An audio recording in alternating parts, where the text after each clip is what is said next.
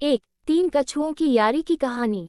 एक समय की बात है, तीन कछुए जो कि बचपन से ही साथ थे और घनिष्ठ मित्र भी थे, पर उनमें से दो कछुए अक्सर लड़ाई किया करते थे। वह आपस में किसी न किसी बात को लेकर उलझ ही जाया करते थे और तीसरा दोस्त दोनों कछुआ को समझाता था कि लड़ाई बुरी बला है। एक दिन लड़ाकू कछुआ एक बड़े से पत्थर पर बैठकर खेल रहा था। अचानक से उस कछुए का पैर फिसल जाता है। वह पत्थर से गिर जाता है और उल्टा हो जाता है। अब वह उठ नहीं पा रहा था। तभी वहां एक बंदर आया, परंतु बंदर ने उसकी मदद करने के बजाय उसे और परेशान किया। जंगल के किसी भी जानवर ने उस कछुए को सीधा नहीं किया, ना ही उसकी कोई मदद की। ये खबर अन्य कछुओं तक पहुंच गई। तभी इस कछुए के दो दोस्त वहां पहुंचे और जल्द ही उस कछुए को सीधा किया। उस पीड़ित कछुए ने चैन की सांस ली और अपने दोस्तों से क्षमा मांगी।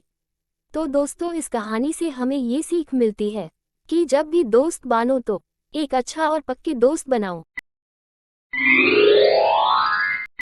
दर्द को महसूस करने वाला बनो। एक दिन एक बच्चा पालतू जानवर की दुकान में जाकर एक पिल्ला खरीदना चाहता था। वहां पर तरह तरह के पिल्ले रखे थे। वह सभी अलग अलग कीमत के थे। कोई 3,000, 5,000 तो कोई 10,000। वह बच्चा पिल्लों को देख ही रहा था कि अचानक उसकी नज़र कोने में सहमे हुए पिल्ले पर पड़ी। वह दुकानदार से उस पिल्ले के बारे में पूछने लगा, पर दुकानदार ने कहा कि वह कुत्ता बिकाऊ नहीं है, वह अपाहिज है। बच्चा उस कुत्ते के पास गया और उसके साथ खेलने लगा। उस पिल्ले को भी बहुत खुशी महसूस हुई। किसी ने पहली बार उसे इतना प्यार दिखाया था और उसे गले से लगाया था। उस बच्चे ने ठान लिया कि वह अब इसी पिल्ले को खरीदेगा। उसने दुकानदार से बहुत ही विनती की और यह भी कहा कि अगर यह बिकाऊ नहीं है तो आप इसका क्या करोगे। दुकानदार ने जवाब दिया कि कुछ समय बाद हम इसे मार देंगे।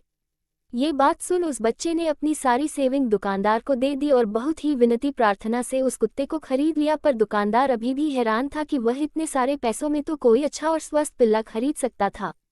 जब उसने बच्चे को पूछा तो बच्चे ने जवाब में अपनी पेंट को उठाया और उस बच्चे की एक टांग नहीं थी। वह बच्चा नकली टांगों के सहारे चल रहा था। ये देख दुकानदार के होश उड़ गए और उसे अपने किए पर बहुत पछतावा हुआ और उसे यह एहसास हुआ कि आज इस छोटे से बच्चे ने उसे जीवन का बहुत बड़ा पाठ सिखाया है। इस कहानी से हमें ये सीख मिलती है कि हमें दर्द को महसूस करने वाला बनना चाहिए। अक्लमंद तो दुनिया में बहुत मिल जाएंगे। ईश्वर पर भरोसा रखें। बहुत पुरानी बात है, एक दिन कुछ नाविक अपनी जहाज में सवार होकर चल दिए। तभी बहुत तेज तूफान और बाढ़ आने के कारण उनकी जहाज डूब गई और सबके सब डूबने के कारण मर गए, सिवाय हंसराज के। वह नदी के किनारे पर आ गया। जब उसे होश आया तो उसने खुद को एक आइलैंड के किनारे पाया।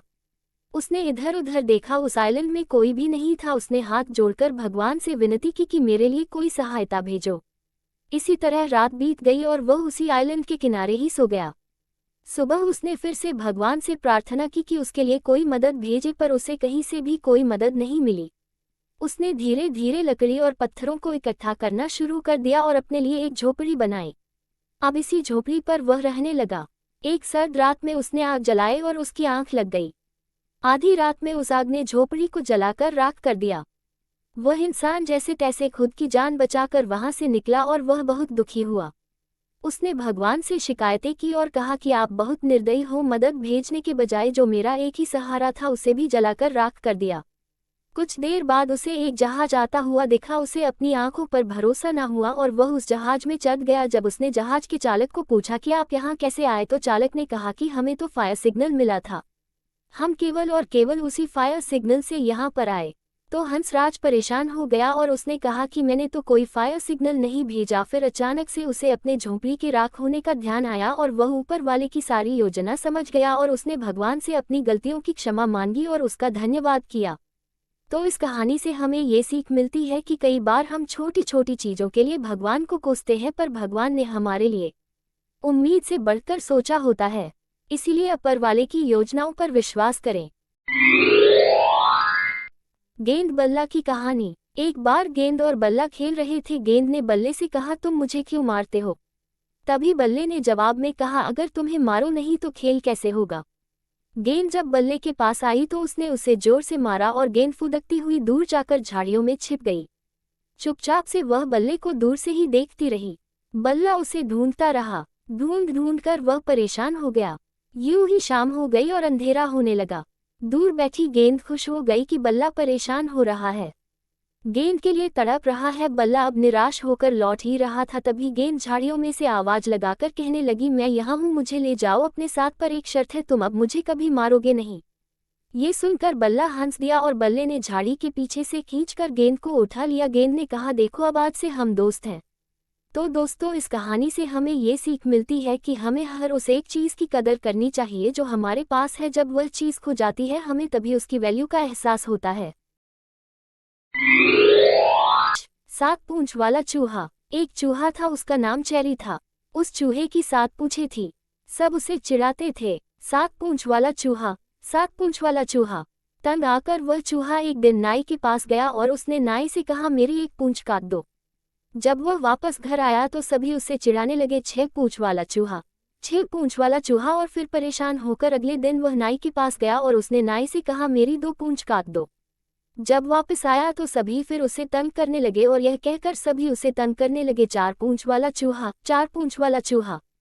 अगले दिन सुबह फिर चूहा नाई के पास गया और कहा, मेरी सारी पूंछें काट दो, क्या पता इसके बाद मेरे दोस्त मुझे चिढ़ाना छोड़ दे। नाई ने सारी पूंछें काट दी। अब चूहा दुखी होकर घर लौटा और इसी उम्मीद से कि शायद अब उसे कोई तंग नहीं करेगा, पर सब चूहे की सोच के विपरीत हुआ। सब उसे अब बिना पूंछ का चूहा कहकर हंसने लगे, उसे पहले से ज्यादा परेशान करने लगे। हर जगह बिना पूंछ के चूहे की चर्चा होने लगी। अब वह बहुत ही निराश और शर्मिंदगी महसूस करने लगा। तो दोस्तों, इस कहानी से हमें ये सीख मिलती है कि हमें किसी के पसंद और नापसंद के हिसाब से खुद को बदलने की जरूरत नहीं, हम जैसे हैं बेहतर हैं।